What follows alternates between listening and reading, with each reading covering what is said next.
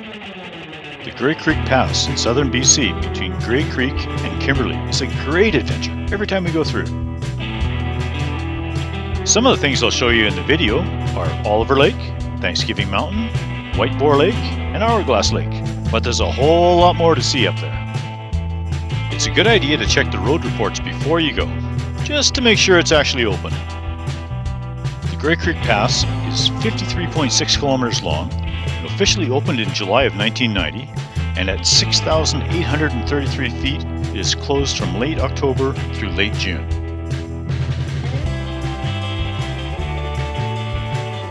We spent a night at the Oliver Lake Rec Site, and that's Carol, showing off her culinary talents. And wow, that tasted just as good as it looks.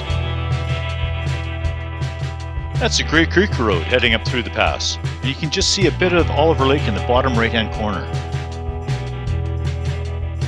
And there it is, the small but very beautiful Oliver Lake. If you look closely down there, you'll notice a couple campsites. Interestingly, Oliver Lake is also known as Johnny Connors Lake. Wow, it's just so peaceful up here. The next morning, we drove to the Thanksgiving Mountain Trailhead. And then, by 9:30, we had reached the summit of Thanksgiving Mountain.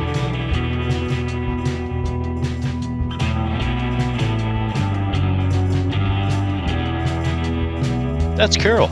She's the one who made those awesome kebabs last night, and she's already off to check out the beautiful ridge walk.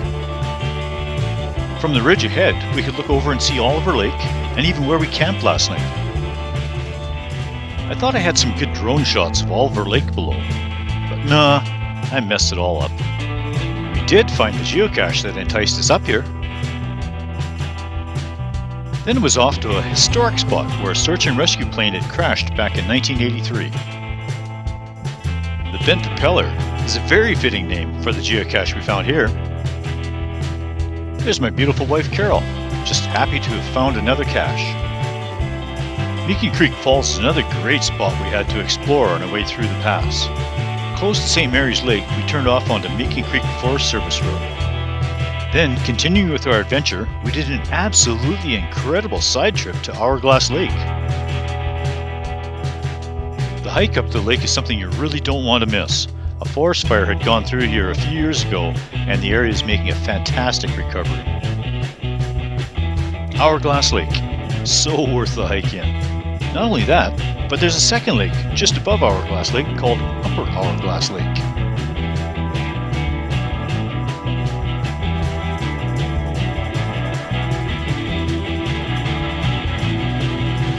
The fire spared a geocache and the camp spot, which is the green part of the Narrows on the right.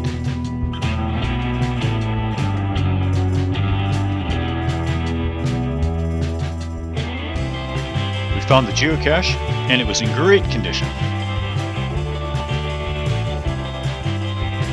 And as you can see, it doesn't get found very often. The burnt trees have a beauty all their own, especially with all the green vegetation that's coming in. What a perfect day for a hike up here. Another fun side trip was heading into White Boar Lake. White Boar Lake is another one of those subalpine lakes that simply take your breath away. From the wreck site, it's just a short walk down to the lake. One of the first things you'll see is a small piece of remnant glacier ice, which really makes this a picturesque lake.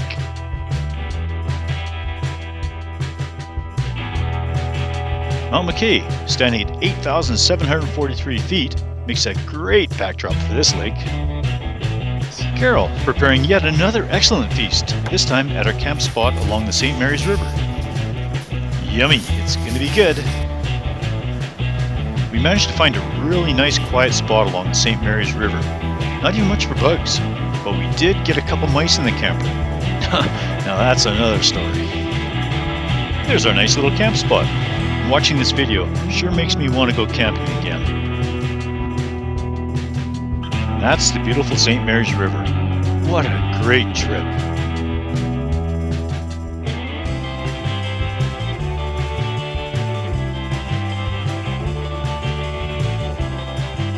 As with any backcountry adventure, the weather can change suddenly, and this trip was certainly no exception.